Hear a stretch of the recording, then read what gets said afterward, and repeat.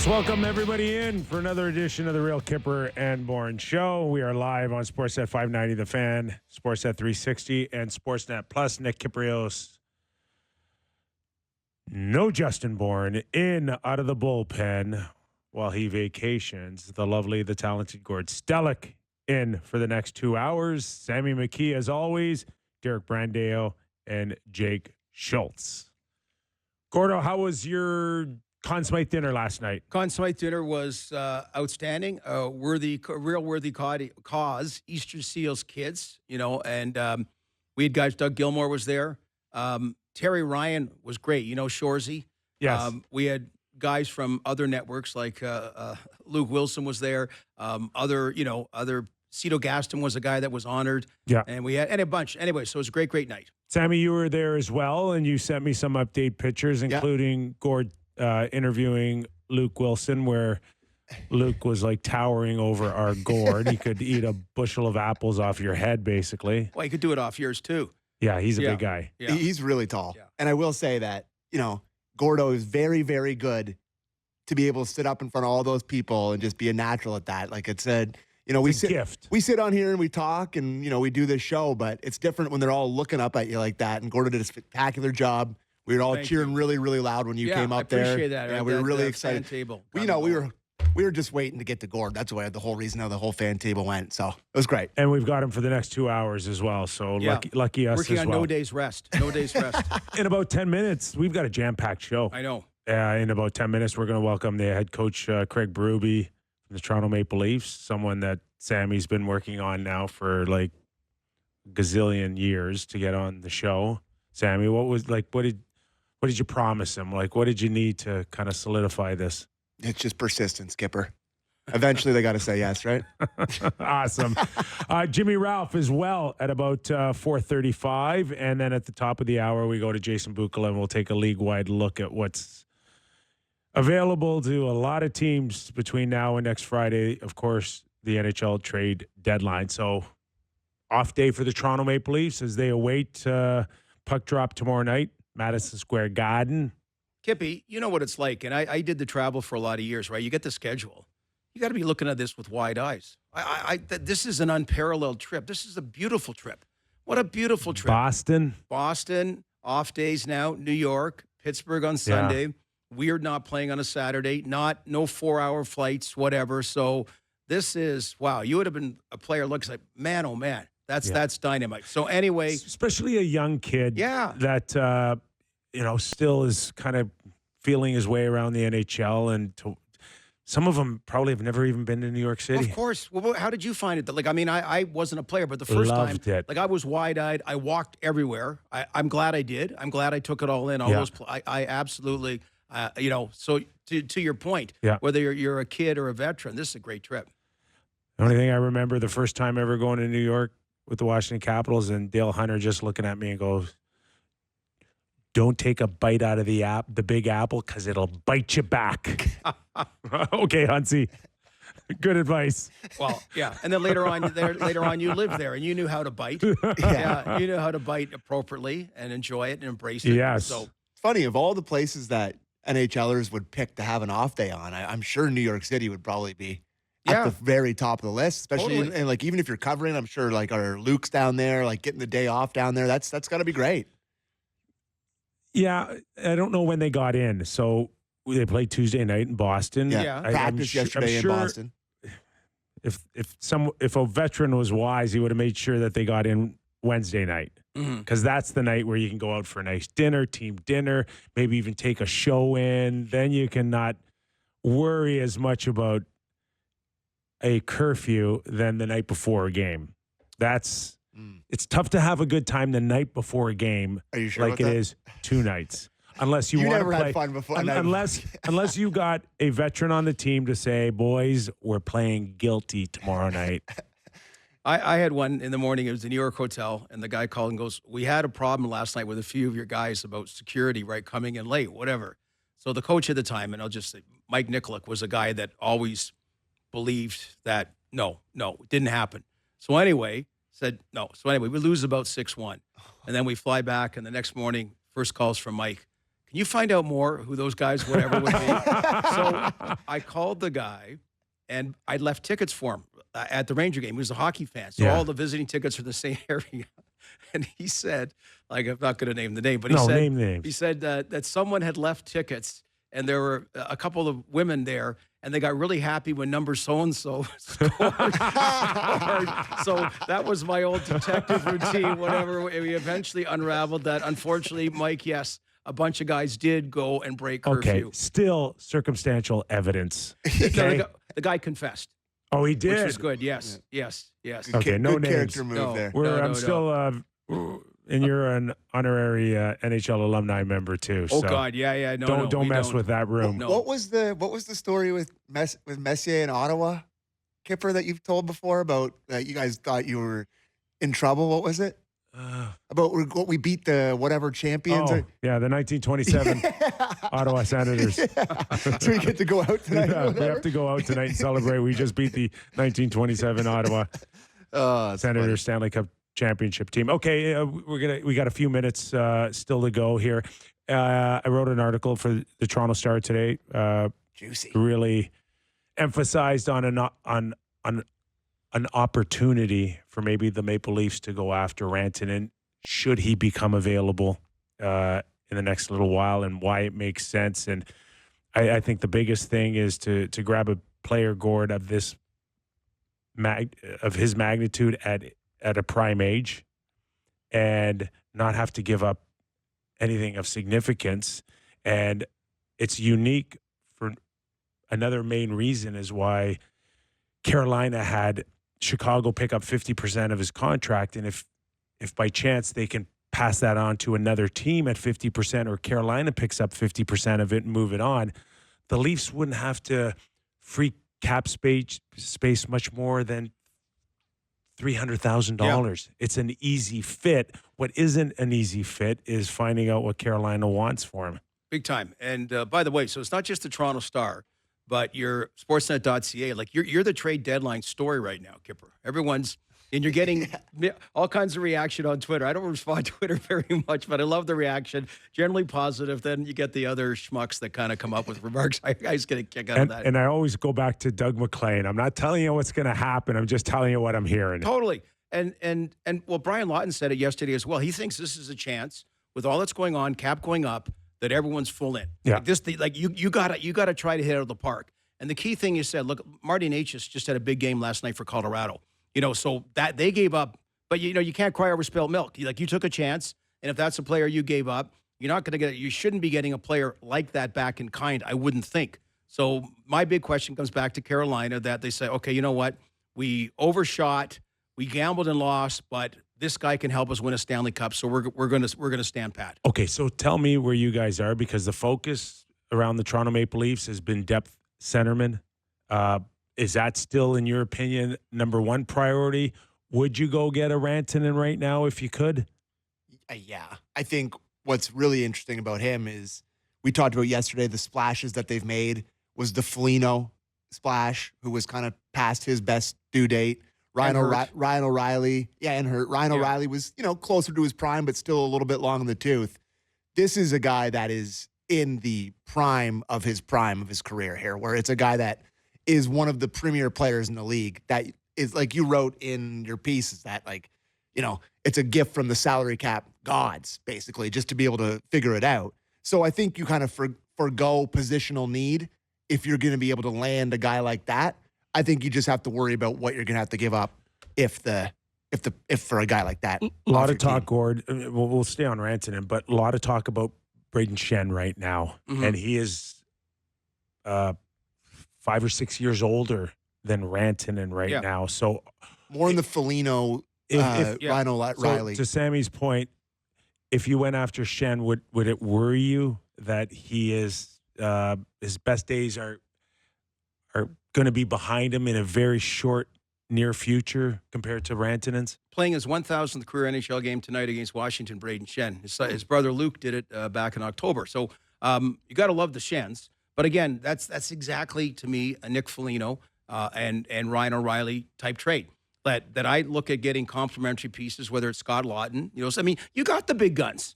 You've got the big guns. They just haven't delivered in the pace in the playoffs. But Mikko Rantanen is like Vegas saying Jack Eichel is available, different reasons. His was a medical dispute issue. This one is couldn't come to a contract in Colorado. You got to go for it. That's a whole different animal. If there's any way, shape, or form you can get him, that Mikko Rantanen I'm talking about, whether you're the Toronto Maple Leafs or somebody else, and also would Carolina trade within their conference? I think their owner's a big guy. You know what? Saying this ain't working out, get him out of here. Screw him. Get him out of here. I'm not happy about it. Let's make a further deal. So okay, well, lot of balls in the air. We'll pick up on that conversation, but let's send it right to New York for head coach Craig Berube, former teammate of mine in Chocolatetown, USA, once upon a time. Craig, how are you? Thanks for joining us. Good, Nicky. How are you, bud? I'm good. How's the off days in New York? You know, Huntsy used to tell me, don't take a bite out of the Big Apple, eh? Don't worry about that. That's not going to happen today. Pretty relaxing, actually. Not doing too much today. Yeah. How about easy. How about your players? You know where they've been the last little while? They're all good. I saw a bunch of them today this morning for breakfast, so they're all resting up, which they should be. So we were telling old war stories, Craig, about, curfew days and that. How does it work now? I mean, back then you gave the coach a key and he could just go and unlock the rooms of all that went on. I mean, I mean, how does it work now?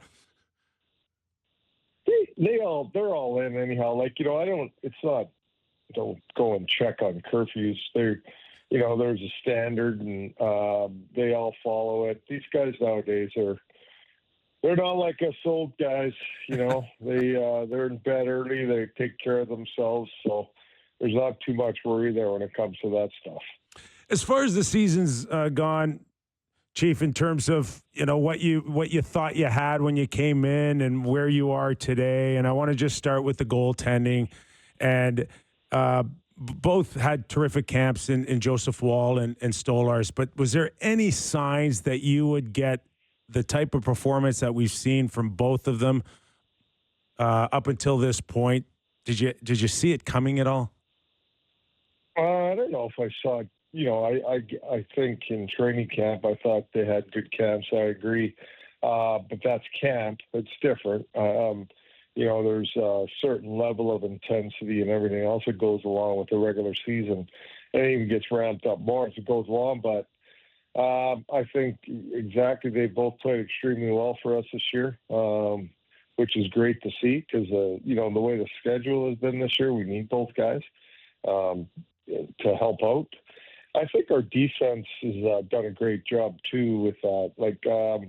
I think overall our team and our defensemen have really done a good job of limiting the middle of the ice as much as possible and giving up, angle shots and not as dangerous as shots. Now, don't get me wrong, it does happen, and it happens every game. There's some opportunities that our goalies have come up really big for us.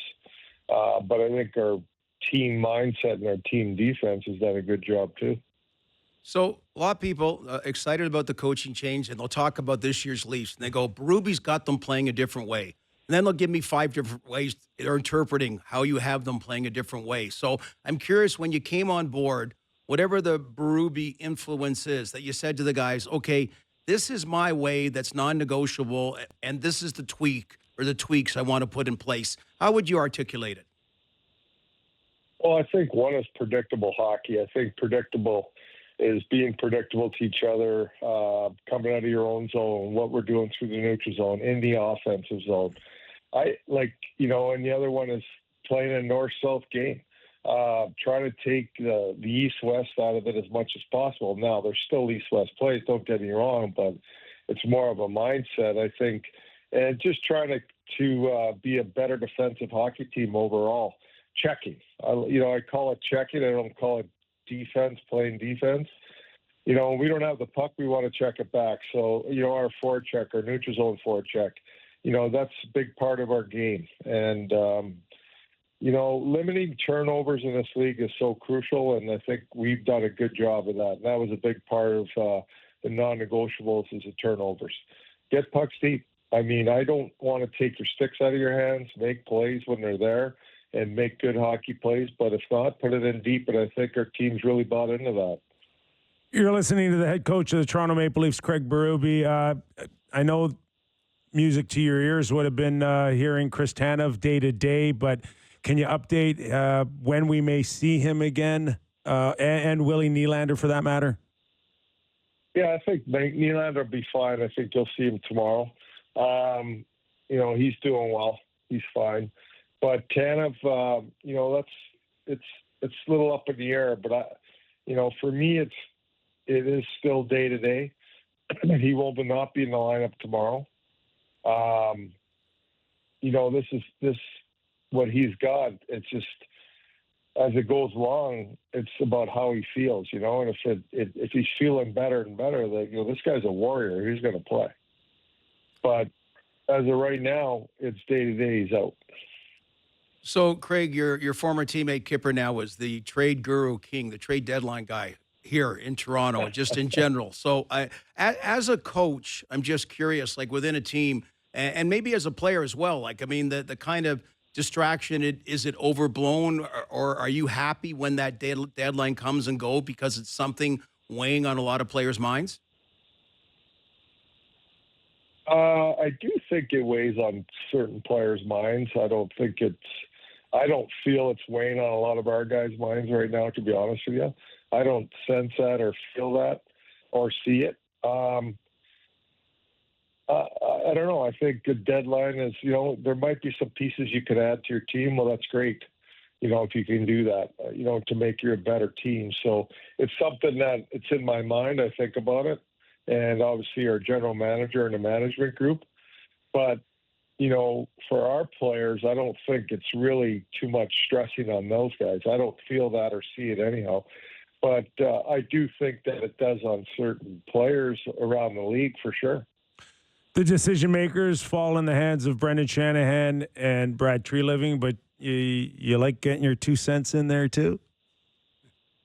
Well, I think Brad and I are close with how we communicate. So there's obviously conversations that he has with me about everything, which is great. So he involves me and I give him my 2 cents of what I believe or what I think. So a guy like Mitch Marner hasn't had a chance to go deep in the playoffs. And really that equivalent was just the Four Nations face-off that we just had. And I know, Craig, Daryl Sittler talks about way back when he got that overtime winner against what was then Czechoslovakia in the Canada Cup. Like that brought his game to a different level. I mean, and Mitch just seems to be like on fire this week. It doesn't seem to have missed a beat. And I'm curious if you think that actual experience for a guy that really has been a first-team All-Star a couple of times, but he's kind of got a taste of bringing it to a higher level. Well, for sure. I think that tournament's brought out, in all our guys, to be honest with you. The level of intensity in that hockey and the pressure and the stress that went along with it, I think, it's I thought it was good for our guys for sure to be in that situation and great for Mitch to perform like he did and make that play at the end of the game. I thought Austin Matthews was excellent throughout the tournament. Was excellent in that game too. He could have won it for the U.S. He had puck on his stick a couple times and could have ended it. So I think our players playing in that kind of format and that environment will do a lot for them down the stretch here. Connor McDavid was asked the other day about the emotional transition coming off of maybe an emotional series like that, obviously Canada-US coming in. Would you have to worry about that for the next little while when it comes to maybe Austin Matthews? Craig, between McDavid and Matthews, they're just not the faces of their respective clubs, but they are the respective faces of the National Hockey League, and they get asked an awful lot here. Do you try to guard against some of the things that will go on from here on in? Well, I think, yeah, we do for sure. I think we keep it as quiet as we can for him. I think both those guys coming off that game, Canada-US, they've been a little bit tired now. It's great to get a couple days here in between. We play the Rangers tomorrow, so they had a couple days in between rest. And I think that'll do a lot of good for both of them because they haven't had a whole lot of time here to rest. since coming back, with the back-to-back games, and we're in Boston immediately after. So it's been a lot for them, and I think we got to do our best to try to keep it as quiet as we can here down the stretch for them. How are you in terms of what this term is now today, especially in the NBA, this load management or whatever you want to call it when you rest players? Do you think maybe between a Tavares or some of your bigger stars that you may exercise that with the cushion that you have in the standings? Yeah, I'm not thinking about that yet, Nick. I think that's down the road, maybe, if anything, and we'll see where we're at too. Like, I haven't felt like I needed to do that at all yet, and we'll see how it goes down the stretch here. So, Craig, last year on my NHL Network radio show, you were great. You're an insider after you left St. Louis on a weekly basis. So talked about different things, and we knew there was going to be a next stop. So I'm curious the Toronto experience. And I was kidding Kyper yesterday. Yeah. You're good at giving injury updates. I wouldn't like to be your patient because I really wouldn't understand how sick I was or not. But you're good at handling the media with all that stuff. What about people think it's the best job or the worst job coaching the Toronto Maple Leafs? How have you found it? Well, for me, it's been great. I loved it. I loved every minute of it. First, working the organization with the people I work with, Brad and Schenn and all the guys and everybody in the organization has been great. It's a first-class organization, as you guys know. They take care of everybody, and they really do a nice job there. The whole staff that I get to work with, the coaching staff, the training staff, everybody that I work with on a daily basis is great. Really enjoyed them. And the players, this team, was a breath of fresh air for me to come in and see how hard they work and how hard they compete every day. And just their preparation, they're first class, in my opinion. The practices have been excellent, and they've done a really nice job. So they're great to work with the players, and I really enjoyed it. And just overall, Toronto itself, the fans and the media and everything. It's been awesome for me. I've really enjoyed it. I have nothing bad to say. Got a chance to hang out with a few of you guys on casino night, and someone mentioned to me that maybe you might have a little bit of a concern of how expensive the city is, and maybe, whether or not you'll be able to save any money by the end of the year. Well, it's not cheap. Hey, can't take it with us, boys. Oh, boy. Hey, Craig. Can't take it with us. Really appreciate your time. Good luck the rest of the road trip, and best wishes, okay, man? You got it. Thanks, guys. I appreciate you having me on. Craig Berube, head coach of the Toronto Maple Leafs. It doesn't matter whether you're a player in your first year here or someone that's working in the organization. People cannot believe how expensive it is in this city, especially when you're looking for a place to live. Oh, I know. Well, yeah. Well, I got to tell you that you did the one thing, and I did it briefly back then. Go live in Manhattan made Toronto look affordable, but that's decades ago. Because now, and then you get the traffic now, and so anyway, hey, the other part is Kippy. Keep in mind, we always talk tax-free state, all that stuff. You and I and Sammy, I don't believe are, unless there's something I don't know, getting paid in American money. Yeah. Okay. I don't know the coach's contracts, but I wouldn't doubt. U.S. But, okay, so I'm just saying, they never talk about that. Okay, that's a huge, huge boon to be getting paid American dollars. So don't give me the wah. I'm not saying he did. No. But the wah, tax-free state, all that kind of stuff. I'm just teasing. 1994, I got traded from Hartford to New York. 1994, I was paying $400 in Hartford a month for rent. Yeah. And I go down there, and Mark Messier, hi, how are you? Nice to meet you. I'm in awe. And he's like, where are you living? I said, I don't know where I'm living. He goes, okay, you married? No. Okay, live in the city with us. And I'm like, okay, cool. How much was yours? And I'm like, do you have any idea how much I could get something for a month in rent around here? He goes, yeah, maybe about $3,000. Yeah. I'm like, nah. My jaw dropped. Yeah. That was 1994. Bit of an uptick. Yeah. I was before there. Mine was $1,850. I couldn't believe it. Oh my. And yeah. So it's I still, it's funny, like the media side thing, and you really embrace the media, right? And playing in big markets like New York and Toronto. And a guy like Mike Johnson just said that, because we talked to Thomas Harley early today, and he goes about in Dallas. He goes, yeah, I kind of like it that there's not a lot of media because there were so many at the Four Nations face-off. And Mike said that he loved being in Toronto, and then he liked going to Tampa Bay and Phoenix. But when he came to Montreal, he goes, yeah, I was ready for it again. Like there's certain waves, and I still like people that want to embrace any sport, the media capital. But it's not for everybody, right? Well, understood.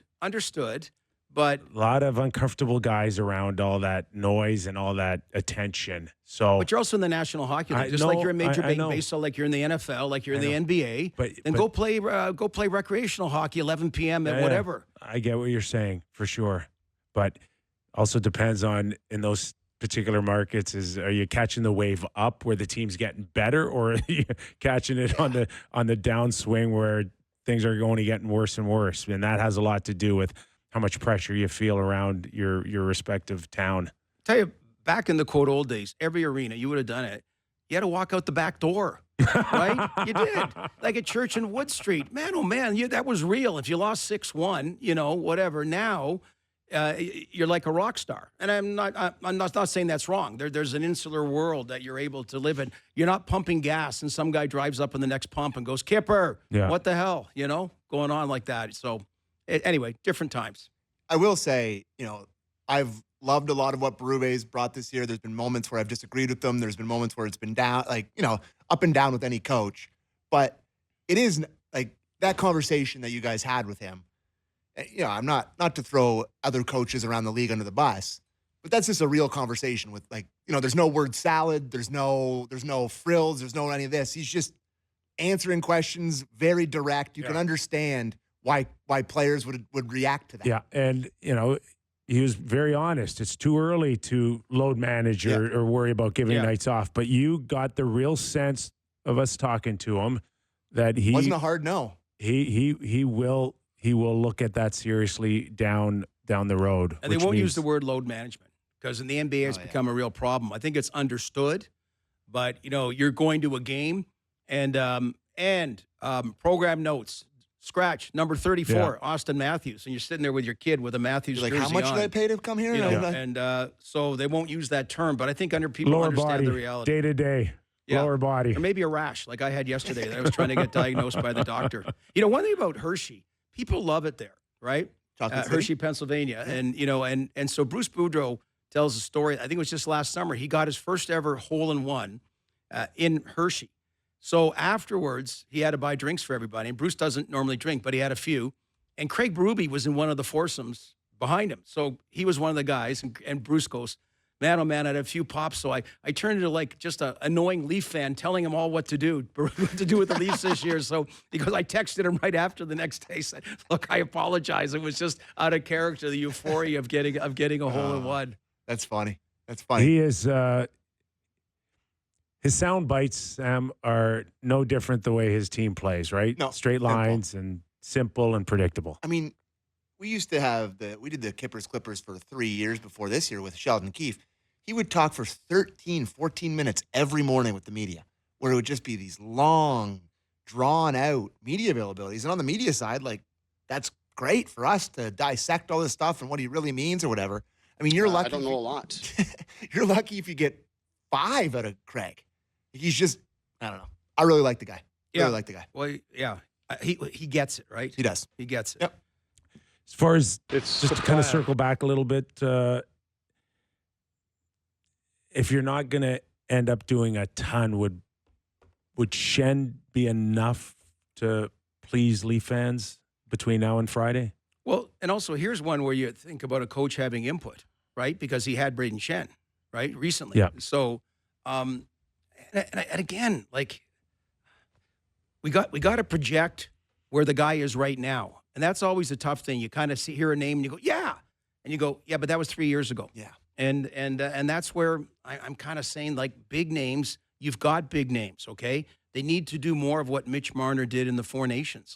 So unless it's like Mikko Rantanen, you're writing about that if and how it could possibly happen if all the stars aligned and certain moves were made. But I don't know. I don't know about does, that. the 3 remaining years at 6'5", and Doug Armstrong is not a general manager that I don't love that number. Has a long history of. I don't love that number. And you got Tavares coming back, don't you? Retaining. He doesn't retain. No. I don't know if he has in the past, but he's certainly been well documented that he doesn't like it. Yeah. And if the Leafs wanted Schenn so badly, why wouldn't Army just say, "Hey, take the whole nut"? Yeah, but again, you're talking about signing Tavares again. You've got Mitch Marner. You got Okay, let's be honest. If Brayden Schenn's coming to the Toronto Maple Leafs, he's coming in with $6.5 million for the next 3 years. He's not coming in to be a third line centerman. So what does that do to Tavares? Well, and also look where the St. Louis Blues are and have been the last couple of years. Okay, so it hasn't this isn't their Stanley Cup championship roster. It hasn't cut the mustard, and that's where the scouts like I look at Washington, a great pick getting Jacob Chikrin, and I know that was in the offseason, but they looked at Ottawa having not a great year and figured out what pieces could fit in your roster and play at that level, right? And that's where the scouts come into play. That's where Brian Lawton talked about all the analytics, all those measurable things, and I don't mind them.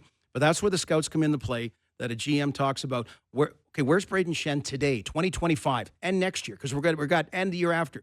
Where's he going to fit in? How's it going to work on our team? What is your opinion? Bingo. You've been watching it, and I want an honest opinion, and that's where it's really important. What's going to please Leaf Nation, Sammy? I think people really want a pretty big splash here. I get the sense that you look around the division. There's a lot of division talk about how it's wide open, and the Panthers are a little bit banged up. They don't look the same as last year. You have a chance to win this thing.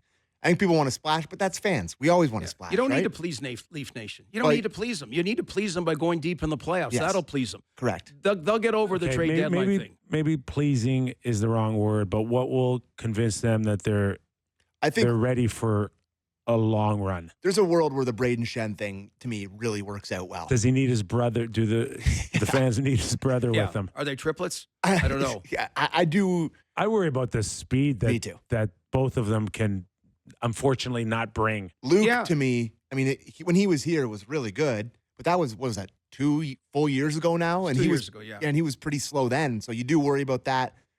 I do like the idea of Schenn, but like Gord said, maybe the idea of him is when he was great for the Blues in 2019 when they won the Cup. That's almost 6 years ago now. So you really have to be careful.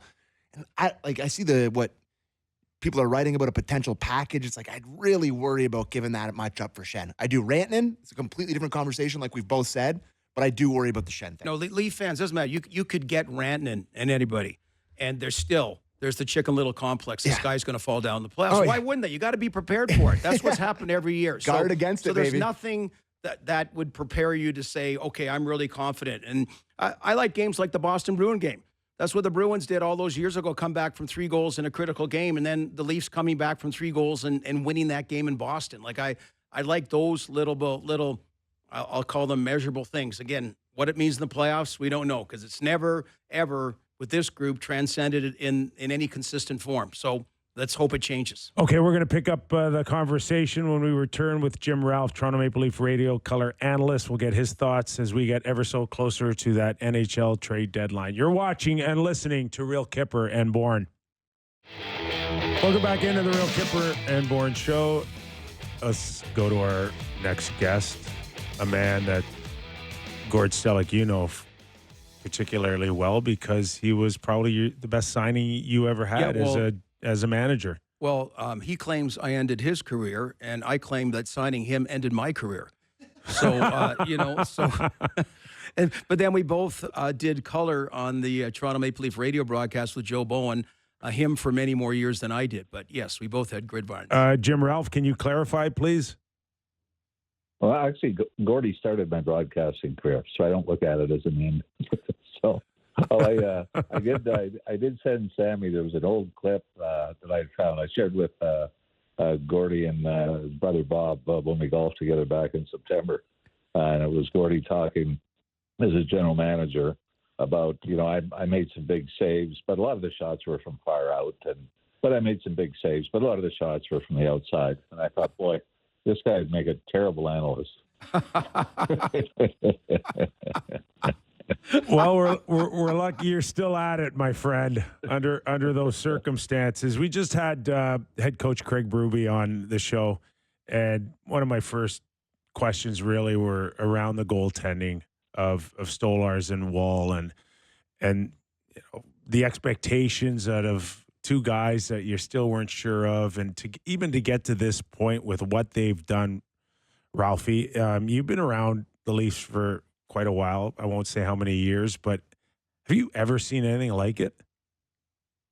No. Well, I mean, I guess if not from a Toronto standpoint, no. Yeah. Even when Curtis Joseph came in, Felix Potvin was there, but you knew he was going to be on the way out, and Glenn Healy was going to play with Cujo. So, going. I know Gordy had the Reagan Bester era.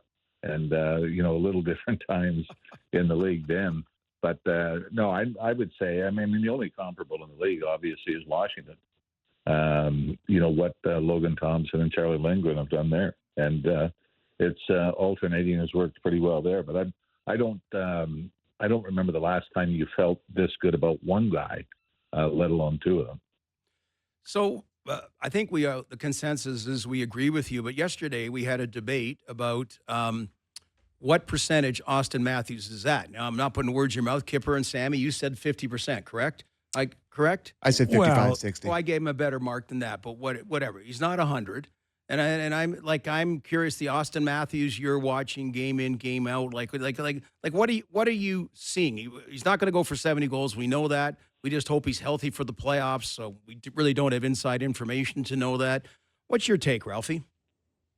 Well, I mean, if we're trying to guess physically how he's feeling or injury related, I'll take a pass on that because that'd be just guessing. But I would say, 60% of what we saw last year. I think one of the things that you still have to be impressed with is the play in his own end. For the most part, he's always in position. He's among the league leaders in block shots, and those aren't the sexiest of stats, and those aren't going to show up in the highlight reel when it's over. So, I'd go a little higher than that. But, obviously, not the dominant player that we saw last year. I mean, that's pretty evident. But, even you go through Ovechkin's stats. He had his 60-goal seasons and his 30-goal seasons during his stretch to get where he is. So, I would say just based on play, 60%, which still makes him an elite player in this league, I think. So if there isn't sufficient evidence to suggest that he's physically hurting, is there just a chance, Ralphie, that maybe style of play of the simplicity of Craig Berube's system, or, the straight lines or the predictability has lessened his opportunities to do what he has done in the past?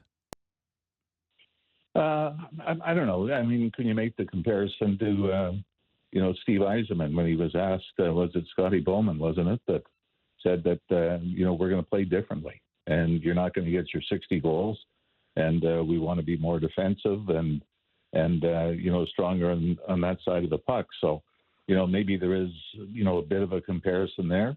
I think the tough part, and I know Gordy going through it as a general manager, he's the captain of a team that's in first place in its division and second in the conference. So I would take team success, Kyper, I think, over personal stats now, and I think that's that's a very valid point. The race to 70 was a lot of fun last year, but you also knew that is this going to be the highlight of the season if they're out in the first round, and it turned out it was. So the team goal, and I look at it that, okay, it's not the end of the world maybe if you're not first in the division. Hey, but why not do something different? Why not go in the playoffs with home ice advantage and not playing Boston or the team like Tampa Bay or that in the first, the first round? I mean, do you think it's important? I just think it's really important this year, Ralphie.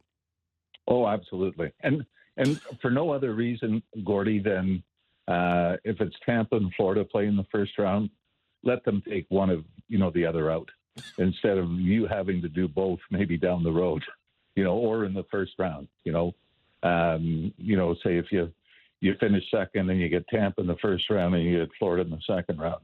Let the heavyweights go at it before you. I think if you look at the standings now, the Leafs would play Detroit in the first round, which is, careful what you wish for, but I think a little more favorable than, getting one of the giants of the East again. So it's, we've seen upsets before. So I'm not going to say, boy, wouldn't it be great to get Ottawa or Detroit in the first round, because, there's always that potential for disaster.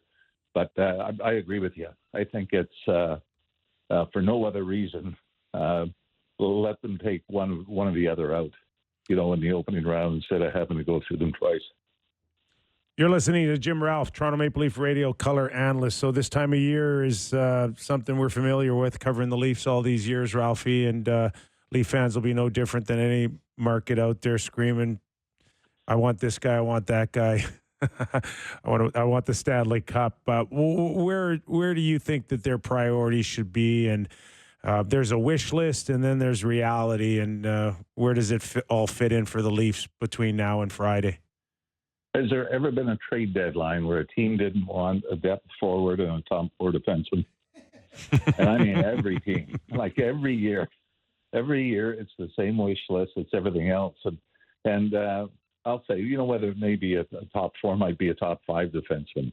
I think you'd love to add, whether Hakanpää can get into some games and prove that he's a viable option for them. I do think, the third line, even though they've had success of late, you wonder, do they want an upgrade there? How much do they trust that going into the postseason? So I'll go with that stock response. Kyper, top 4 or 5D, and a third line guy that can add some offense and be a shutdown guy in the playoffs. You've heard some names out there. Which ones excite you for the Leafs? I mean, the Schenn and Lawton, Brayden, Schenn and Lawton up front. And it might be kind of neat if you got the Schenn brothers. Share the journey together, and I think that would be kind of an interesting combination. They both won cups before. It'd be pretty cool to see them try to win one together.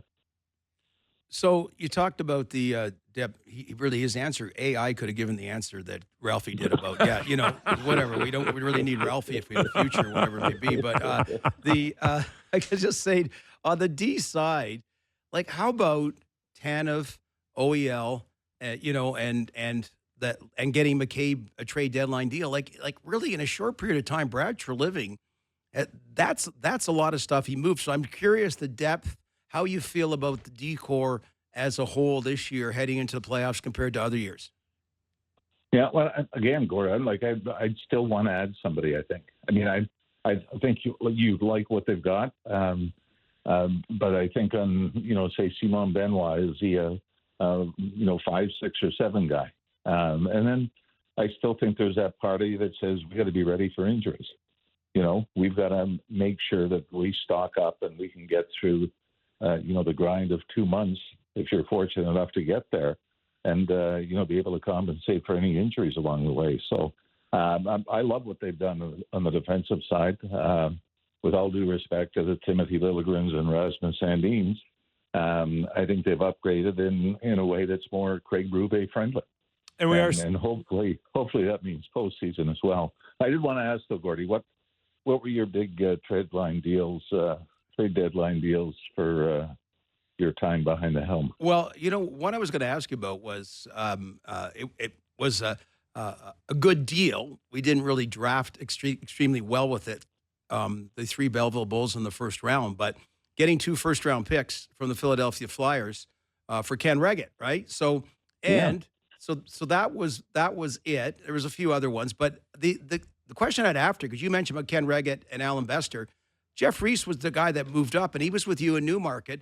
Did you have any idea he would be like one of the all-time great goaltending instructors? Like he's had a number of stops. He's about as respected a goaltending coach as there is. Did he have that in them back when you were playing with him? He was intense. We actually roomed together, and I emceed his wedding.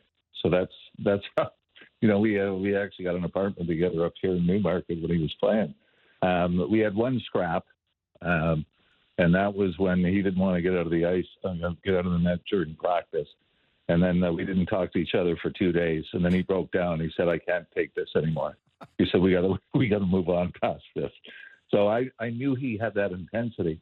One guy I know he said he learned a great deal from was his time in New Jersey with Jacques Caron, who was, a disciple of Jacques Plante. And there were a lot of things that we talked about, and sort of as a comparison, you can say, Tiger Woods' golf swing compared to Sam Snead.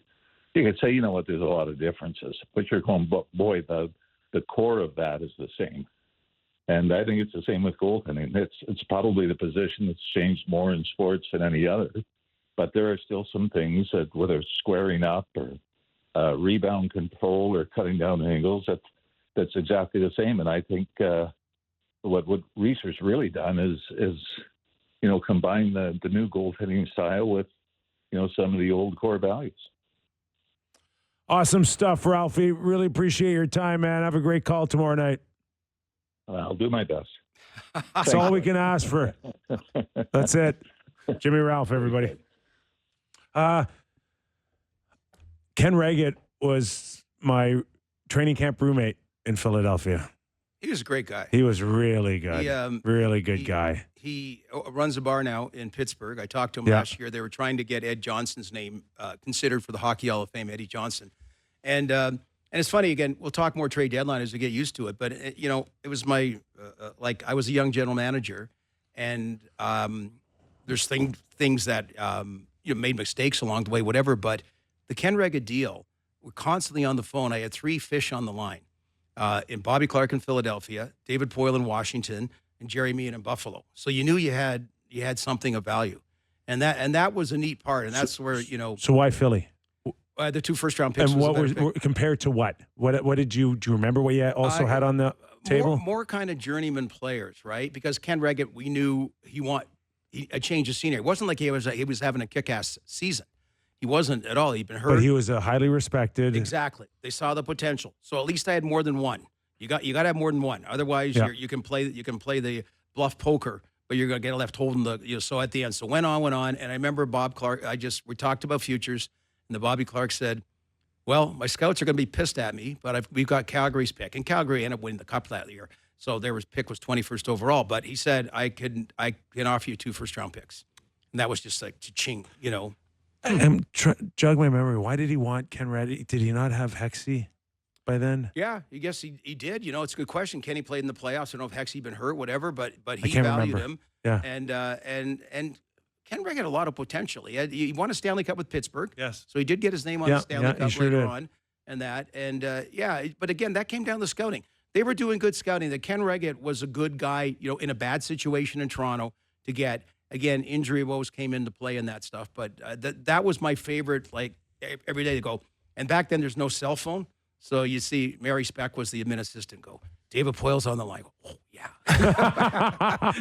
And then like the scene in Moneyball. Then you go back. Well, he'd said back then, I remember he said, they ended up drafting Olaf Kolzig and Byron Dafoe. They were interested in Peter Ing as well. He was they really needed goaltending. So, yeah. So anyway, it was kind of fun, right? Before we go, we got to do the lease line tomorrow. So call in 416-413-4141. Call the lease line, leave us a message, and we'll play some of our best ones. You'll be new to this. You have to do this tomorrow, where all our callers call in and they leave us funny messages and they make fun of us usually. So yes. Yeah, no, I've seen it. Oh, yeah. Good. Yeah. Good. So you're familiar with what you're getting yourself into. So, yeah, call the lease line now and throughout tomorrow, and we'll play them tomorrow. So. You don't think I watched the show or listened to the show? What do you think? I never know. I never know. What is real Kyper and Bourne?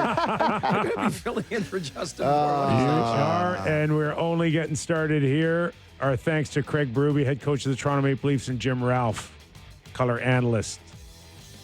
In the next hour, as we go national, Jason Bukala, Pro Hockey Group, former NHL scout. We go through a long list to get you to the NHL trade deadline. Back after these words.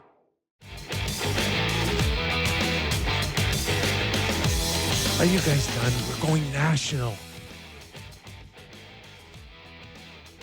All right. Gord's on his best behavior. Nick Kypreos. Gord Stellick in for the vacationing Justin Bourne in now, joining us. Jason Bukala, former head scout, does a terrific job for Sportsnet. Looking forward to the next 25 minutes because we're going to go down some names. We're going to go down all the Canadian cities. Really interesting time of the year. As a reminder, this hour of Real Kyper and Bourne brought to you by Bet365. All right, Books. I think I want to open up with what we thought a month ago being one of the bigger prizes out there in Mikko Rantanen, only to find out he's gone. And lo and behold, he's resurfacing right now. Just your thoughts on what has really been played out here, unlike we've, ever seen before. Yeah. A guy in his prime, a superstar in his prime, get traded, only a month later, potentially getting traded again. So in my time, and I haven't been out of that meeting for too long, it was always deal in the drawer if you're going to make that type of acquisition at this time of the year. When you're going to go out and you're going to sacrifice the assets that they sacrifice, and you're going to bring in a potential, let's be honest, he's a top 5 player in the league when he's going over 100 points, power, body, pedigree in the playoffs, the whole 9 yards, right? So I'm surprised that we're at where we're at right now. The timing has been unusual, though. I really think he was caught with his pants down in terms of the trade itself. Like, I think he's rattled. He hasn't spent much time in Raleigh yet. He's only been there for, I think, 3 home games, maybe, because of the 4 Nations. Yeah, 6 and 9 have been on the road, I think. Yeah, they've been on the road. So there's been a lot of – it's just been an unusual transition, I would suggest. But having said that, this is a business, and this is a big-ticket item. And I'm surprised that Tom Dundon, that is the owner of Carolina, wouldn't have had more confidence that the deal was in the drawer before the deal actually. Yeah, and the drawer thing, because it's called tampering, but the ways of getting around tampering. And Jason, look at all the other trades. Anyone who gets traded, like Cooley in New York, you got a contract mysteriously appears the day later, like you're signed for 6 years. I mean, you're trying to lock down that thing before. There really shouldn't be any mystery about what's going on, but Carolina did it twice. Last year they did it with Gensel, and this year, what's weird is you got the impression they felt there was something in the drawer because they weren't going to let Gensel happen again, and now there's signs that maybe it could. That's exactly my take on it, and I'll give you a secondary take. So when the big Florida trade with Calgary went down a few years ago, and Huberdeau goes to Calgary, and all of a sudden he doesn't have Alexander Barkov in the middle feeding him in the pill and doing the things that he can do. Huberdeau likes to dish it, but they had a synergy, those two together, right? Now you've got Rantanen going to Carolina. I believe, and I think we would all agree, that they feel like Aho is going to be a good fit to finish national team members, knowing each other forever. So far, it hasn't quite worked out that well. It could still go off, let's be honest. But I think that it's always interesting to me, like how much better did McKinnon, in the short window here, how much better does McKinnon make people around him? Like if you look what's going on with Nakes there now in Colorado, it's pretty good. And he's playing a lot of minutes inside McKinnon. So there's going to be a transition time here. But here's the thing. I'm just shocked that we're at this stage where, at least there's been an offer on the table. That's how I understand it. You know better, Kyper. But it's got to be north of 13 sheets probably, right? It's a lot of dough around there anyways. Okay, so 12 plus. Whatever it is, it's a lot of money. There used to be a time where guys were running to the table to sign those types of contracts. On flat caps. On flat caps. True. Yeah, that's interesting in itself. If you go 8 years and you go, whatever it's going to end up being. So I know you mentioned that he may have been caught with his pants down in terms of the trade and maybe just having this shell shock feeling starting out in Carolina, but he has not played well. No, he hasn't. So if they do put him up to market, would that scare a few teams off that he's not playing well? Or is that just a given that he is the player we saw in Colorado and not the one in the last 3 or 4 weeks in Carolina? Yeah, I think that the reward still outweighs the risk. So if I'm on the cusp of a Stanley Cup contending outfit, I'm still taking on that risk. And let's not forget that. So he's at, correct me if I'm wrong, I think he's at 4.25 right now in Carolina. And depending on how the money gets punted down the road again, this could look interesting for the team that's acquiring him. So let me just pick up on that and I'll let you go, Gord. In terms of, his unique situation, and give Dundon credit because he got Chicago to pick up 50%, And now either Carolina is in a position to pick up 50% or pass it on to a third party to bring his AAV down to $2.4 million, That's right. meaning that the cap space that needs to be left to trade for him could be as little as $200,000 or $300,000. As a scouting staff, is that a nugget in itself to try to convince any general manager, go get this guy? It's like fitting him in for free. Yeah, no, it's a huge piece of the puzzle. If you backtrack to, if you think you're going to be real good in the offseason and he's going into his UFA year and he's floated out there in August, let's get crazy for a sec. They float him to you in August. And if you could have said to a staff at that time, we can take him on for south of $3 million, you guys would have been jumping through hula hoops to do that, obviously, right? So, yeah, that's absolutely part of it. And you start looking across the landscape of the league. There's almost every team that's a contender. They have to massage it a little bit, a few teams, but they can fit that easily. So that's where I go back to the risk and the reward here. There's a few things I want to just take off what you said there, Kyper. The Chicago retention there. This is where you got to be careful when you're retaining money, because the Chicago Blackhawks now are looking to move out possibly Donato, right? Seth Jones. So they have one retention slot left. So now it compresses the marketplace with the less amount of retention slots that you have left on certain items. They've ate money on Rantanen. Now they eat up a slot. Now if they go out and they want to trade Jones and they're going to have to eat money on Jones, that means that whoever's making another deal with the Chicago Blackhawks somewhere else in that lineup, they got to take on full salary. Yeah, or the Hawks will have to take a dog contract anyway, because Rantanen will be done, I guess, after this year. Probably the other way if they can't retain it. Kippy mentioned about the Canadian-based team. So the term gunslinger, when there wasn't the cap era, there were a lot of gunslingers, right? Yeah. They just, whatever. And, Jimmy Rutherford, I know he's not GM, but Patrick Allvin, it seems that that's a credo there in Vancouver. Calgary made a real hockey trade. That wasn't a trade deadline deal. Stan Bowman's in his first year in Edmonton, and they got one more hurdle. They got things that aren't going right. Winnipeg, sometimes they've been quiet. Kevin Cheveldae went big another year. Ottawa, man, oh man, if you got one player that can make a difference, you better be looking at it. And then, Brad Treliving did all that gunslinging in Calgary. So I'm curious about that mentality, even in a cap era, particularly to keep the theme. It really seems like a Wild West trade deadline period this time. Yeah, if there's a gunslinger out there lurking in the weeds, it's probably Bill Zito in Florida. He's going to, depending on what happens here with how long Tkachuk's going to be out, I don't think he's going to be out that long, but he's going to definitely try and get creative here. He might do nothing, but he's going to try for sure to do something that's going to be outside the box, I would suggest. I'd like Chevy to step up and be that guy this time around for a variety of reasons. A, they're a heck of a hockey team. So I think that they're one or two pieces away. If you look at the Winnipeg Jets statistically across the board, goaltending, power play, goals for, all these, these long range analysis now, they're great. Top of the table. Penalty kill is only 79%. And they don't start with the puck enough in the defensive zone. And we all know that when you live on the margins in playoffs, you get into a overtime face-off, a key penalty kill, 10 minutes left in the third period, these types of things. These secondary players that don't look like much that you pick up at the deadline, they end up being super valuable. So I'm going to float a name to you guys, and I'm not in the rumor business, but I was doing some things on here.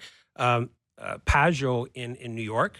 Okay, I don't know what the Islanders are going to do necessarily, but he's $5 million. He's got cost certainty for next year. I don't love the player offensively. I think he hit a home run years ago that we thought he could be something that he's not. But he's a secondary guy, right? He's almost 60% in the faceoff dot guys. I'm talking 700 draws, and he kills penalties. He averages almost 2 minutes a night killing penalties. So I float a guy like that out there because if you can go out and get him, he's got cost certainty for next year term. He's going to score you 40, 45 points. It's $5 million, but the cap's going where it is.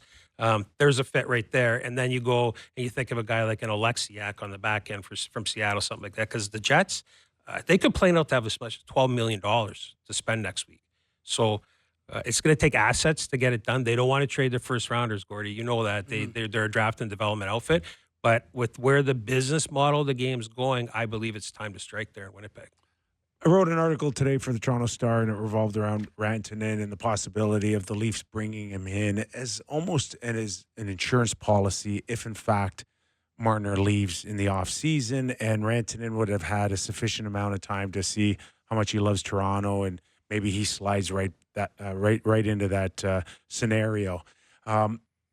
Florida can do the same thing with Rantanen in terms of bringing him on board. And if you lose Sam Bennett, then you've got money to go to get Rantanen.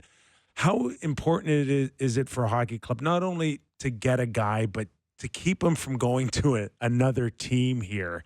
Like, it would be counterproductive not only not to get Rantanen if you're the Leafs, but to watch him go to Florida. Do you guys have those type of conversations? 100% you do. Absolutely. And as a matter of fact, you'll take it a step further, and you'll get news of a deal.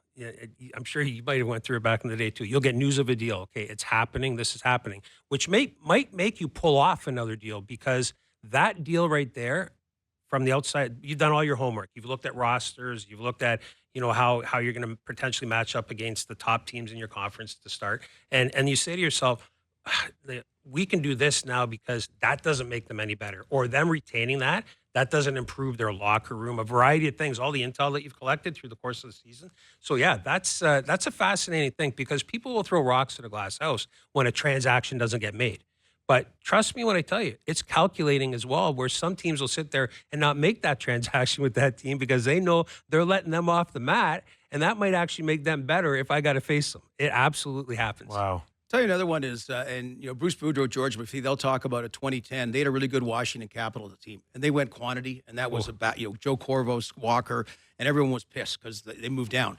But you get quality, and so one thing. So I'll use Detroit, Columbus, Ottawa. All three of those teams have been out of the playoffs far too long. Sure. One of them will definitely get in, maybe two, and they're all vying for a spot right now. So you optically, first of all, you want it to help, but also optically for the owner quite often, or just in general, the fan base, but also in the dressing room. Like, you make that, you get a quality player, and then dressing room, they go, you know what? They're working in the front office. Yeah. They're working in the front office. And I'm wondering, those three teams about, hey, and one player can make a difference, right? You don't want to leave any stone unturned. So about the Ville Husso clearing some salaries, kind of interesting in Detroit. So I'm curious, Detroit, Ottawa, Columbus, which, by the way, is COD. If you do the three, that's easy to remember. Anyway, how would you look at those three as far as being active? Ottawa's going to have a real hard time.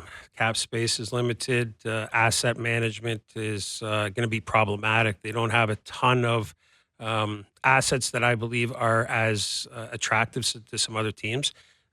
Columbus, I got to be honest, I on the panel about a month ago, I said Columbus might sneak in, and it was almost, it was a bleeding heart a little bit too, because I thought they were playing well, and I want a good thing to happen to this franchise. They deserve it, right? Everybody there deserves that. But in terms of the big picture there, I would say that Columbus and Detroit are going to come right down to the wire.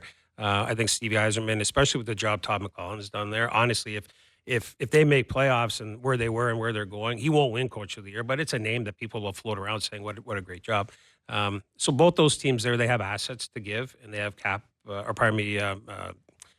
capital to give as well. So Ottawa's in tough, guys. They're in tough. The injury bug too. So, to your example you just spoke of there, Kyper, if you look at what they have to deal with injury-wise up the middle of the ice there, if I'm anybody else in the team, I want to eliminate playoff contending teams. I'm not feeding them a bone, deal with it internally. Like, they were badly outmanned last night against the Jets. As far as the Boston Bruins, they're still looking like they're in the thick of things, but they're really not in terms of what they can do here. Are we just going to see them kind of quietly go into this? I know Brad Marchand's out there. I reported on Sportsnet.ca that I thought it was highly unlikely they'll move him, even if he doesn't get his contract extension, and you hope that, they can work something out down the road, but it doesn't appear like we're going to see a lot of activity here out of the Boston Bruins. Yeah, that's a tough one. When you talk about owners, I'm sure you're familiar with Jeremy Jacobs in Boston.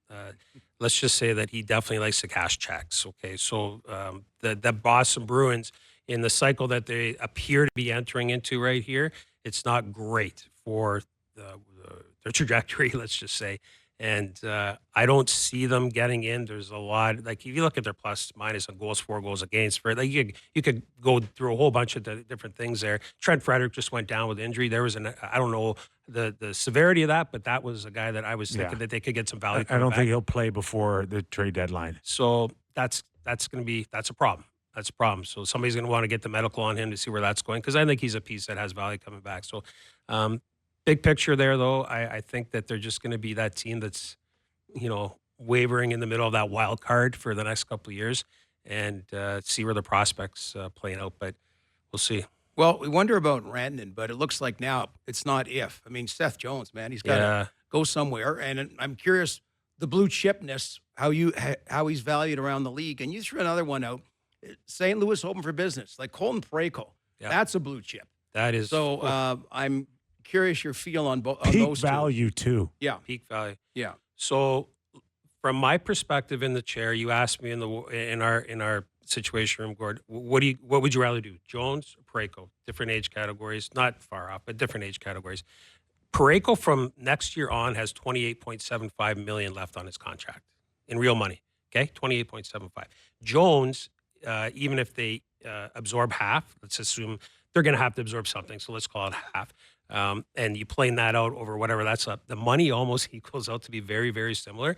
So how do you manage the assets? I think Parayko is definitely going to cost more than Jones.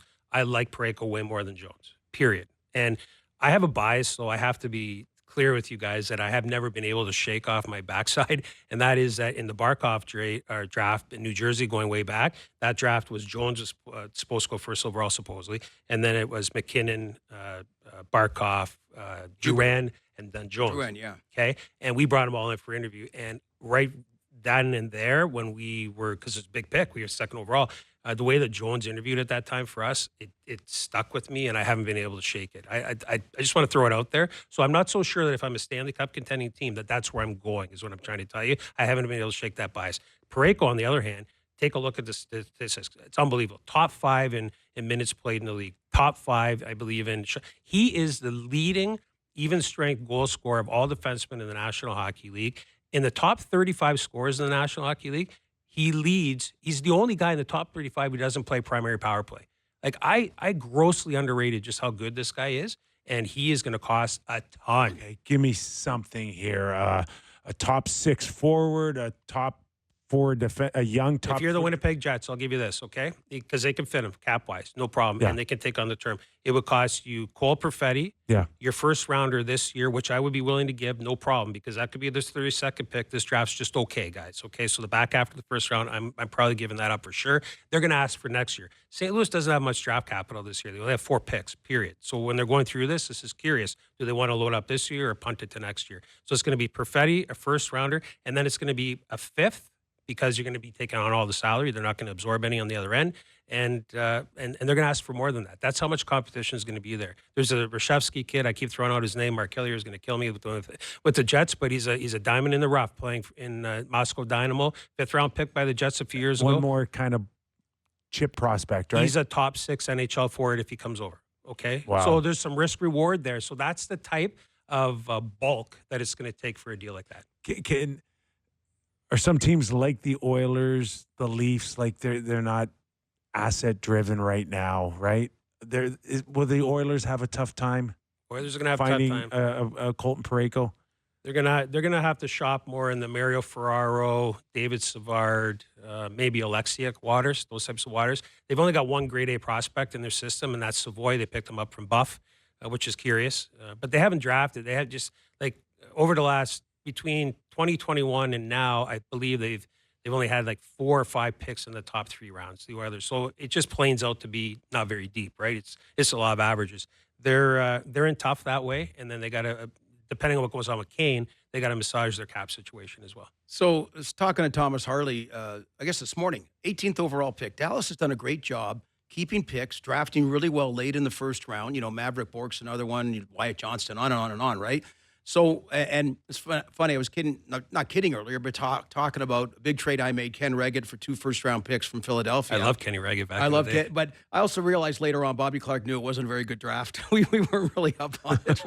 It wasn't a really good draft. So the point is, at this year, if you're in the playoffs, is it the hell with it? It's the kind of draft that the first-round pick, it's not that kind of draft. It's not a deep draft, so it's for sale? Or is there a certain number, like is it 12th, is it 15th, 18th, 20th, that you really want to hang on to that pick? Yeah, my line in the sand right now is probably around 18.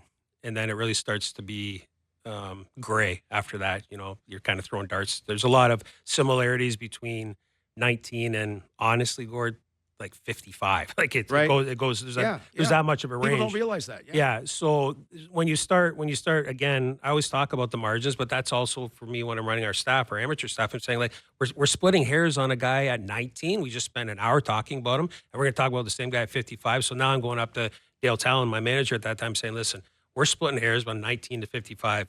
Have at her, because that's where the value's at, and we're going to be fine. So let's get aggressive. That's my recommendation, anyways. As far as the Vancouver Canucks go, was Miller like Jimmy's big one? Is there anything left outside of Brock Besser's decision to be made in Vancouver? I wish I could sit here and tell you for sure. That has been such a teeter-totter from the get-go this year. It's amazing to me, if you really, on the positive side, the amount of injuries and internal strife that they were dealing with from puck drop, basically, this year, right? Demko's been out. Hronek missed a lot of time. Hughes, obviously. All these things, they're still in it. So there's enough there. There's still enough talent. So do you own Rental Besser? I don't know. I guess that goes up the chain, too, to your owner, because we're right on the cusp of playoffs. You want to own Rental him. I don't see a path to Brock Besser returning in a Vancouver Canucks uniform. I think the Minnesota Wild, for example, will pay him more than what the Vancouver Canucks are willing to pay him on a longer-term deal. And he's a I don't want to just call him a one-trick pony, but he kind of is, isn't he, guys? Like, he's a hash marks down, center of the ice guy, slap tip on the power play, that kind of stuff. Which you need. You do need that, but you also need it in the right. Now the cap's going up, so here's my contradiction. The cap's going up. If you can live with his pace and you believe that what you got coming later on, the Lekaramakis, all these other guys are going to be able to, or Pettersson's going to be better and is going to be able to complement each other more, I guess you go down that road. But he's not getting any faster, and he's not old. So, Washington did such a great job retooling quickly. Oh, did they ever? And it kind of dwarfs, say, the Calgary Flames. Like last year, they all of a sudden became sellers. They had a change in the middle, so it was kind of the year was in flux. They had to sell a lot, including Markstrom. And they bounced back like they did this year. And Huberdeau's found his way. And they make a real trade with Philadelphia for some pieces, right? Yep. Getting a Frost and Farabee and that. So I'm curious that you've done a lot of stuff in Calgary. And I could see you're saying, okay, you know what? We got to stay the course. But then you're saying, man, we're so close. Yeah. We're so close to getting the playoffs that do we go one? Do we try one? If Vancouver's looking, do we try to make a bit of a splash as well to overtake the Canucks? Yeah, so if they do go down that road, because, again, they've got draft capital, tons of draft capital this year, unfortunately, but it's there. Okay, so there's going to be some buyer that's going to want something. And they've got some really strong assets coming up through the system, like Henry Muse has had a great year in the Ontario League. Zane Parek's going to be close to NHL ready. So they've got these types of guys.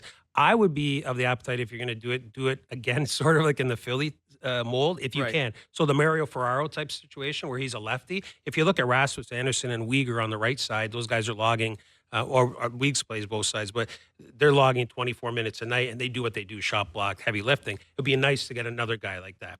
They're kind of patchworking it a little bit there with Slolyov and some other guys. So that's where I would go, because Ferraro is 26. He's at 3.25. He's got another year. You can see where that trajectory is going. That would be my appetite there. Do you think the Washington Capitals have kind of messed this whole thing up moving forward? Because if I'm any owner, particularly Boston, St. Louis, Nashville, Rangers, if they miss out, it's like, I don't want the 3 to 5 year program to turn. I want the Washington Capital one. Well, the Vegas program. Right? And, like, not everybody's going to get that lucky, are they? No. In the next 12, 18 months? No. And, it even goes back before that, like when they brought Strome in even. Like some of these pickups that they've made, real savvy pickups. The one thing I would say to this, guys, is that I believe, you brought up Dallas, okay? If you look at Jimmy Nill, Joe McDonough is their director of scouting. So when they were all winning cups in Detroit, Gordy, they were all there together. Like, Joe McDonough, most of his staff, his scouting staff, came to Dallas with Jimmy Nill. Right. So they've been together forever and doing things. It's the same in Washington, Kyper. Like, it's the same. They have, they get into a room. They all think the same. There's nobody that's outside the box. There's no fly in the ointment. So they have a plan. They stick to a plan, and they toe the rope in a certain direction. So I think it's really important, because when you get into draft situations, free agency, when you're spending too much money, trade deadline, when you get in there, you're not going to waste any time with fluff. You know exactly how you guys want to build your team, and this is what happens. Yes, there's some luck involved, But there's also a blueprint of how they like to do their homework. And so they're going to take more swings that end up being home runs. Yeah, you know something like we talk about the Penguins sticking with players. That might have been the Capitals if Backstrom, Oshie, and Kuznetsov circumstances didn't come. That okay, you don't have a sentimental tug to keep them. Like all of a sudden, maybe in a way they did kind of a favor. You wouldn't think that way, but maybe at the right time it was time for a change, and there was no choice because of the health situation. So Sid's screwed, man. He's never going to play a meaningful game again with the Olympics the next Pittsburgh year. Penguins. The Olympics. It's going to be a long time coming in Pitt. They're not going to be. Now the pressure's on. Kyle Dubas, Wes Clark, he worked for me in Florida. He was here in Toronto. Pressure's on. You're gonna have to get really good. He did have a window, but he also kind of got handcuffed a little bit with Malkin and Letang. They don't have any kids. For sure, they have no kids. They don't have enough prospects. Like San Jose has prospects, like they're whatever. But Pittsburgh, when they said, "Oh, we're gonna go," they don't have kids. They have kids on their. They don't have enough kids on their roster. Yeah. And they don't have enough kids coming. Like it's going to be bad for a while. I'm talking like, so he's in going into year 3 next year, Kyle there. He's got a 7-year deal. It won't get good until year 7, and then he'll be on the clock they better be getting really good at that time. I'm curious because that whole thing with the ownership, whatever's going on there now, trying to sell 49 points, I think, of the team, if I'm not mistaken. I'm curious to see how that whole thing, because when Pitt isn't good, guys, remember back in the day, when they don't get good, people don't come to games in Pittsburgh. Jason, when my time with remember the Igloo? Yeah, 3,000 fans. I had a friend in the seats. I went down and joined them because that was the year they ended up drafting Mario. So that was the lowest crowd I ever saw in my time, and there were some low crowds around the league. So Curious time. It's gonna be fascinating to watch. There's no question all these scenarios and these conversations must have happened before Sid Crosby agreed to an extension this past summer. But I'm just wondering if maybe it gets revisited in the off season. You know what? I watch him and McKinnon. I'll be a fan for a sec. I watch him and McKinnon. You know, the brotherhood. It was great, right? It was great, and you can tell they have a shine on for each other. And then as soon as I'm watching that, it brought me back to like when Ray Bourque got traded from the Bruins to the Avs back in the day. Like Patrick, well, obviously that was a different type of thing, but I don't know. And in my dream scenario, I kind of see where, because if he goes and knocks on Kyle's door and says, you know, I'd like one more last run at this, as if they're going to ever hold him back for that. Yeah, I was they'll do whatever they need to. Yeah. But Kippy, I was saying yesterday, because they get annoyed in Pittsburgh, and hey, he's got the right to decide. I totally get it. Let's be selfish.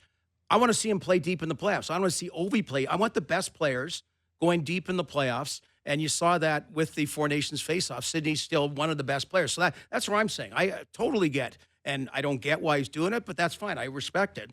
But I want to see the best players go deep year in, year out. I'm 100%. It's kind of like, to me, in baseball terms, when Tony Gwynn was with the San Diego Padres forever. And you're like, just put a Yankee uniform on. Or even when the Jays were great back then, you know, put that uniform on it and win a World Series. Yeah, you know? That's right. Sid's won it already. I don't want to overhype this, but that's just kind of, you know, as you go out the door type thing. Books, great stuff, buddy. Thanks, guys. Great to be with you. What do you got tonight? I'm going across the way, little Hockey Central, late night games. All right. So, you know how that works. We sure appreciate your time. And so, Kippy, the nice suit. I thought he was getting audited today. But anyway, so you're actually... You know what? I don't know if you were wearing your Whisper 2000 today or what, Gordy, but I was getting hounded with my business today from those types of people. So, thanks for bringing it up. Well, have a good show. Gord, the ultimate bean counter.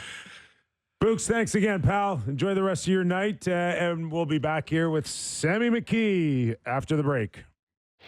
The Kypreos, Gord Stellick, Sammy McKee. As a reminder, this hour of Real Kipper is brought to you by Bet365.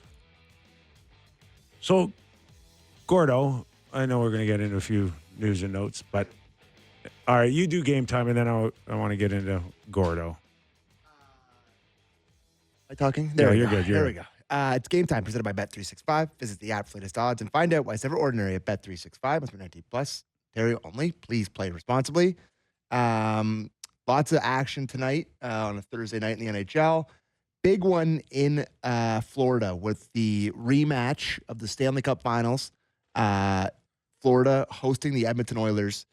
The Edmonton Oilers obviously have lost 4 in a row now. Looking to avoid losing 5 in a row.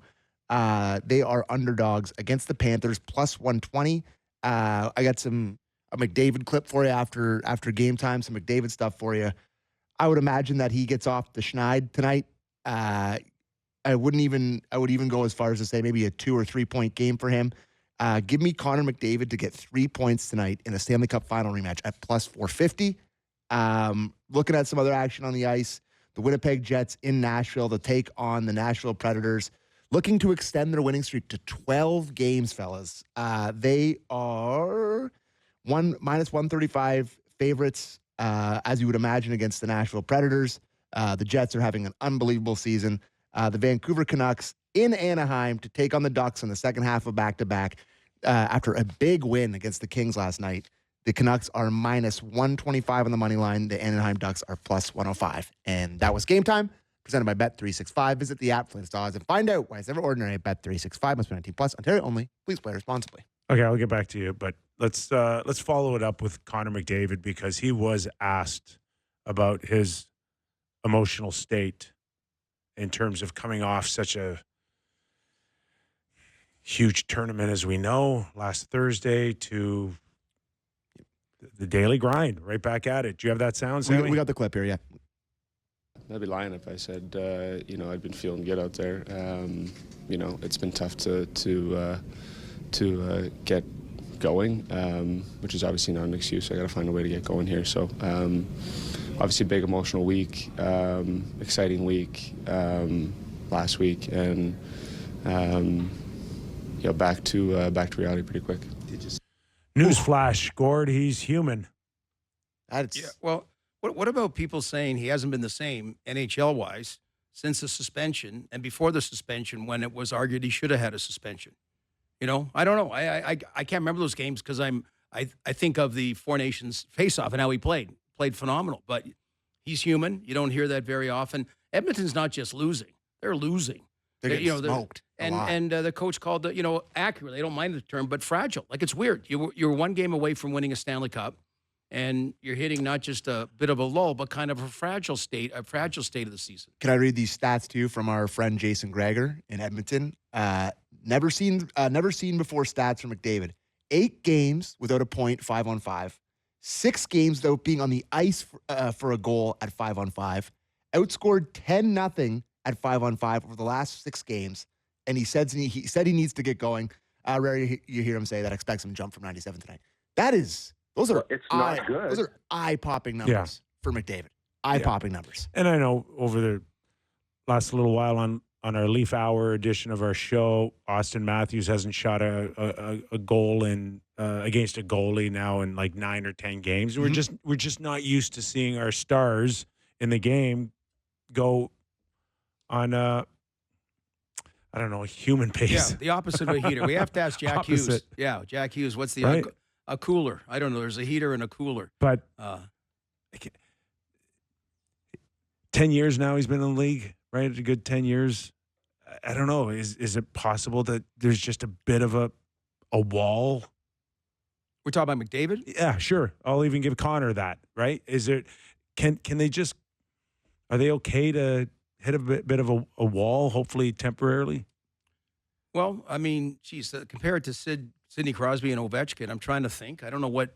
Well, hey, remember Ovi in the playoffs against Montreal when they got, and they said, oh, they figured him out. He's only got one move, right? Just so I don't know, whatever it may be. So I don't know if you call it a wall or whatever it may be. And hey, the team component comes into play as well. Like, when you're, and does that mean, unfortunately, there's not that kind of depth because when they play ordinary, the team plays really ordinary? That's not a good sign. I think it does, and I think it just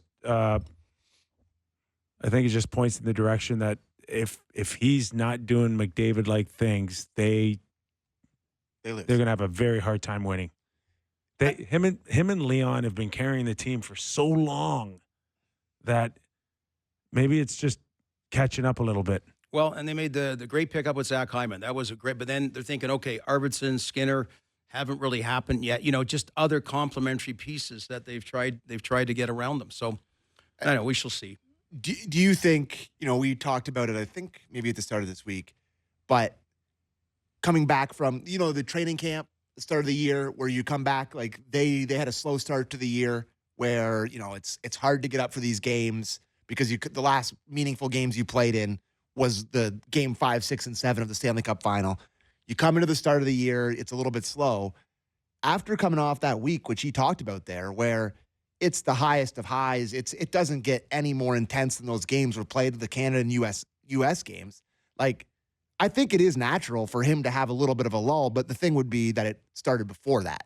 I don't know what the total argument is for that, looking ahead to it, looking back to it, but those were some pretty impactful, intense games to put right in the middle of a mundane sort of dog days of the season. Is there something, Gord, that Stan Bowman can do between now and the trade deadline to rejuvenate this guy, to give him some emotional kind of jolt with somebody coming in? Well, it's funny because Corey Perry was that kind of guy, right? You know what I mean? That Connor McDavid wanted, and they got him, and he paid a little bit more than Corey Perry was getting, right? Yeah. I'm not saying it's not a Corey Perry type, but I don't know what, you brought in, Connor Brown's been there for a while. He was a teammate in junior.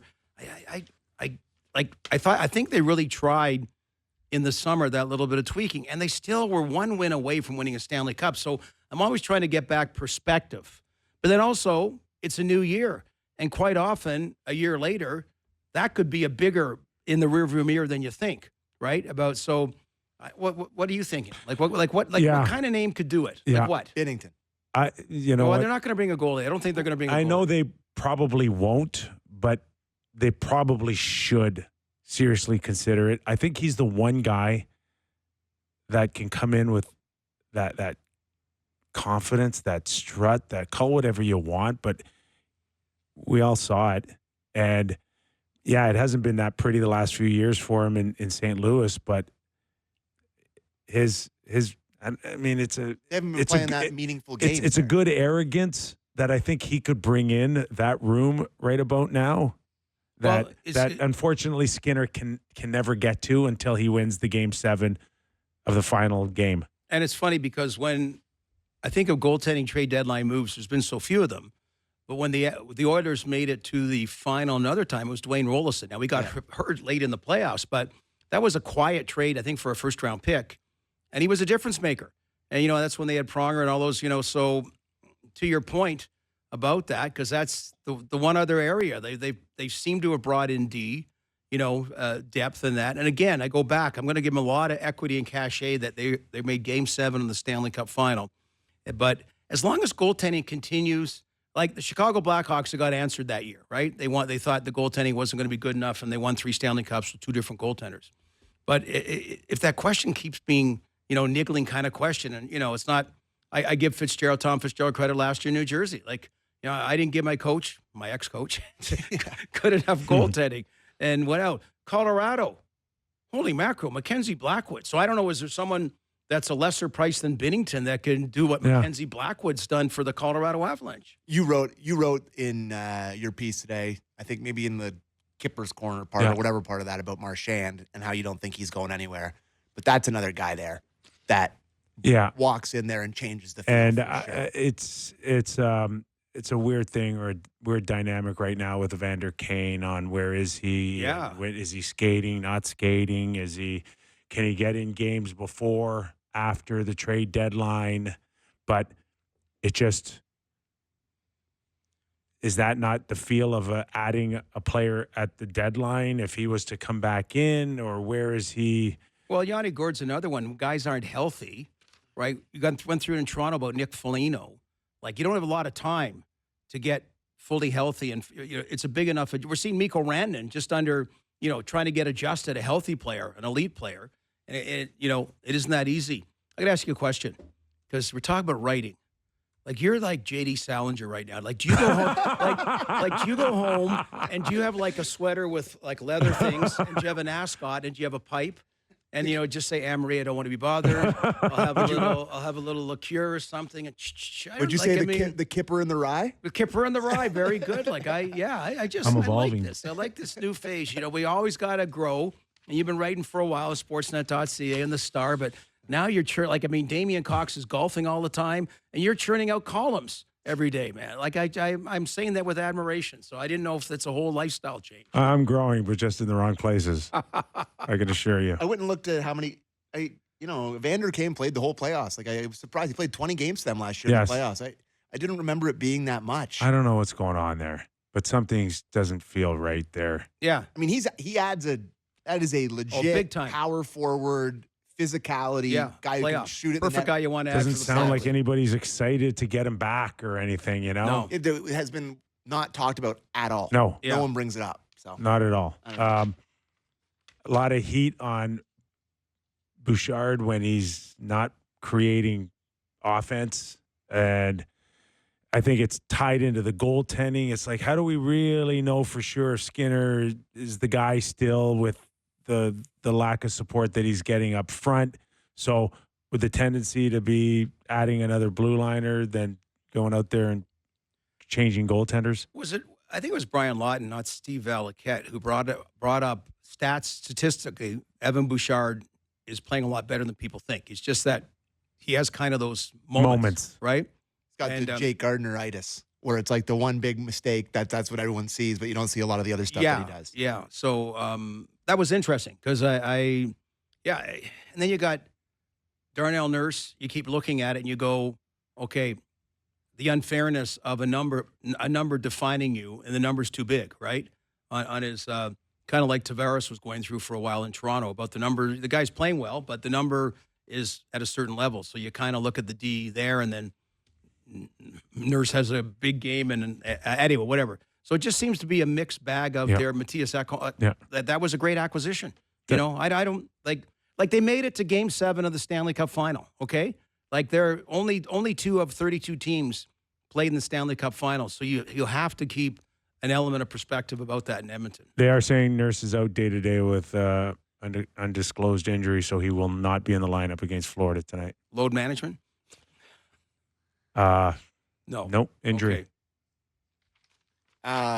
Ullmark, Ottawa. Quick conversation there. Sure. Yeah. It's not where the Ottawa Senators wanted to find themselves here. They thought that they could get Pinto back in the lineup and Kachuk and Norris. That didn't happen. We'll see what happens on the weekend here, but yeah, they're riddled as well. Well, and Ullmark hurt again, right? But even before that, it's interesting about, as you know, Kip, you look at someone's season, and I find goaltenders in particular, and they'll go, like remember Trevor Kidd never bounced back from that shoulder injury, right? Like he was like one of the better goaltenders in the league at the time. I think it was in a skills competition. He hurt his shoulder, and you look at, they were going great. They got hurt, and they didn't replicate it. Players in general, but also goaltenders. And that's why Anthony Stolar is coming back the way he has so quickly in Toronto. Really impresses me. Thatcher Demko struggled for a couple games. Now he's hurt again. And Linus Ullmark couldn't pick up initially where he was. He was the hottest goalie in the NHL when he got hurt, before, and then couldn't pick up and now hurt again. And so there's kind of similarities with the Vancouver situation, although right now, Kevin Lankinen seems to be the best next plan B on those two teams. He's saved them. But you go, I was just looking at Alex Adams' piece from last night about the Jets and Ottawa game. And he has a little stat in here from Natural Stat Trick that the first 13 games of the season, Ullmark was an .881 with a .310, minus 1.47 goals saved above expected.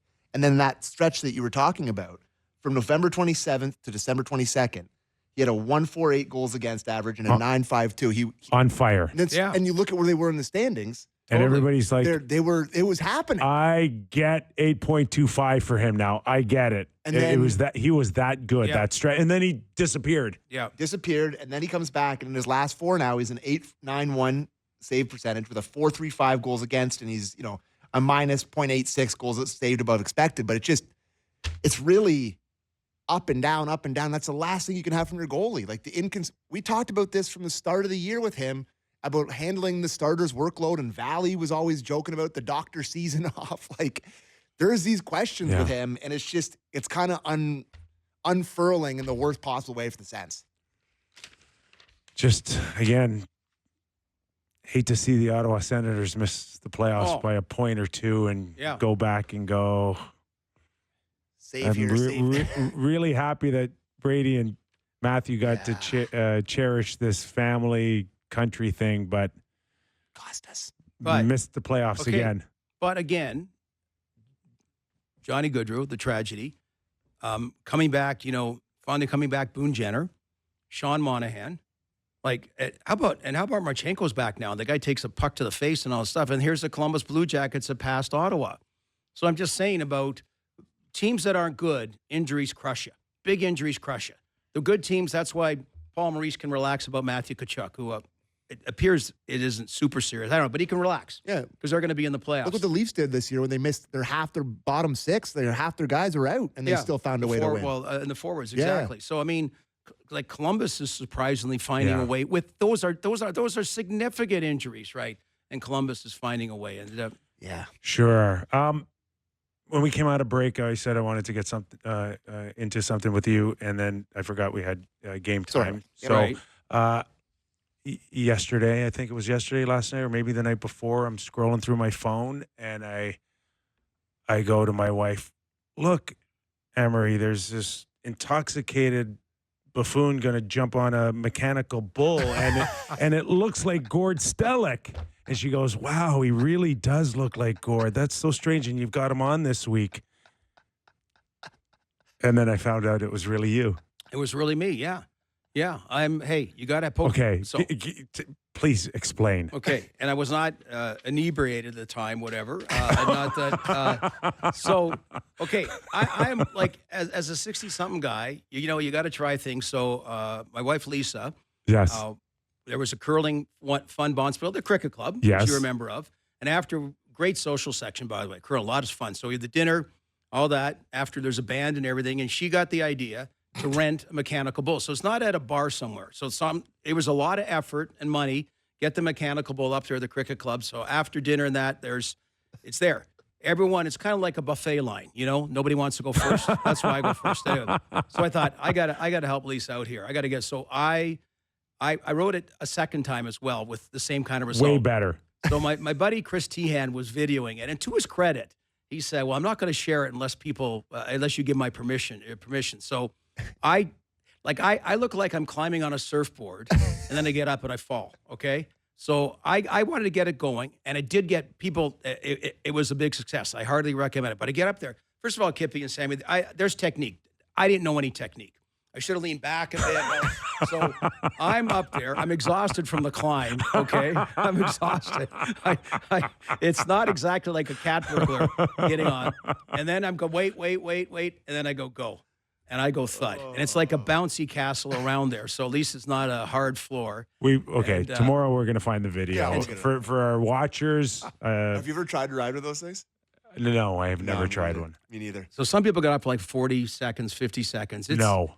Yeah, but and your back's okay? Everything's okay? Oh, some people were bruised all over the place, but a lot of people, not quite the 1.5 seconds I did a little bit better. But I go down with a thud.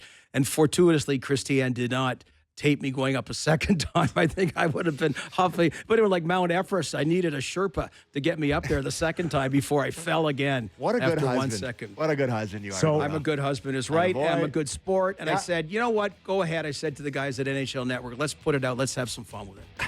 So we'll never see you in a Yellowstone episode. That's what you're telling us. Maybe it was a Yellowstone Park, Jellystone Park, or whatever Yogi Bear's at. That's about it. No. Well, I tried. We're glad you're healthy enough to come back and do this the rest of the week with us, Gord. Yep. All right. Our thanks to head coach Craig Berube in the first hour and Jimmy Ralph and, of course, Jason Bukala in studio. If you get a chance, give us a rating and review. We'd love to hear from you. And we're back again tomorrow on Off the Rails Friday. Doug McLean, he's got a mechanical bull story, I think. Does he really? I think He's got a story about everything. Are they all true? Have a great night, everybody.